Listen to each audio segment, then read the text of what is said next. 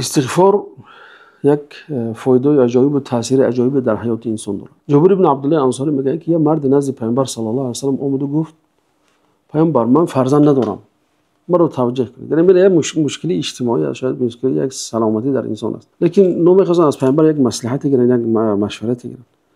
پیامبر صلی الله علیه و سلم گفتن که استغفار بسیار گو. یعنی ببینید نگفتن که استغفار گو، بلکه گفتن بسیار گو.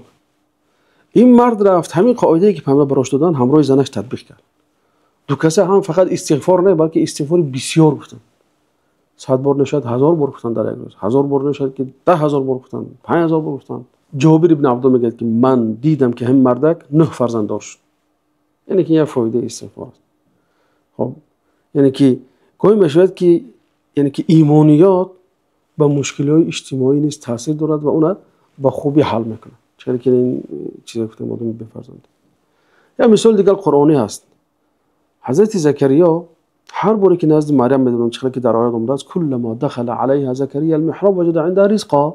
هر باری که زکریا نزد مریم میدونن میدید که رزق است، یعنی که نزدش میوه هست. تبری از ابن عباس و سعید بن جبیر و دیگر مفسران میگن که میدید که نزدش انگور است در موسمی که انگور نیست.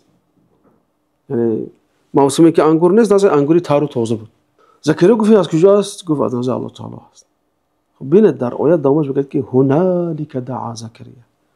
همین که زکریا دید که انگوری که در موسمش باید باشد در غیر موسمش برای مریم آورده شده است، درک کرد که گرچه که او پیر است، پیرانسال است و فرزند ندارد، درک کرد که در غیر موسم برای فرزنددار شدن هم احتمالش هست. این از اون دنه که نمونه گرفت، از اون عبرت گرفت. دعا زکریا ربه قال ربی هب لی من لدنک ذریة طیبه. خدای برای من یک ذریه نیک و ذریه طیب برای من عطا کن. انک سمیع الدعاء. تو شنواستی دعاهای ما رو میشنوی. ببینید پیامبران دوستان خدا چه خیلی از همون یک حالت تیز عبرت میگیرن در حیات خود تطبیق میکنن. زکریایی که 90 ساله بود و 100 ساله نزدیک بود، همین که همین دعای کرد از اون حالت عبرت گرفته، دعای کرد الله تعالی برای فرزند یحیی رو نصیب کرد. یعنی که انسانی که فرزند نداره نباید که شما ناامید شوید. استغفار بسیار فراموش نکنید. چه که پیامبر صلی الله علیه و آله اینجا این صحابه رو توجیه کردن. و این قصه زکریا برای ما یک قصه چی هست؟ عبرت آمیز است که در سن فلان سالگی فرزند داشت.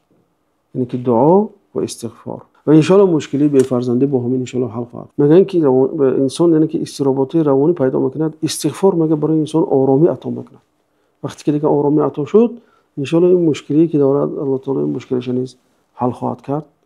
تا حلقه آینده و السلام علیکم.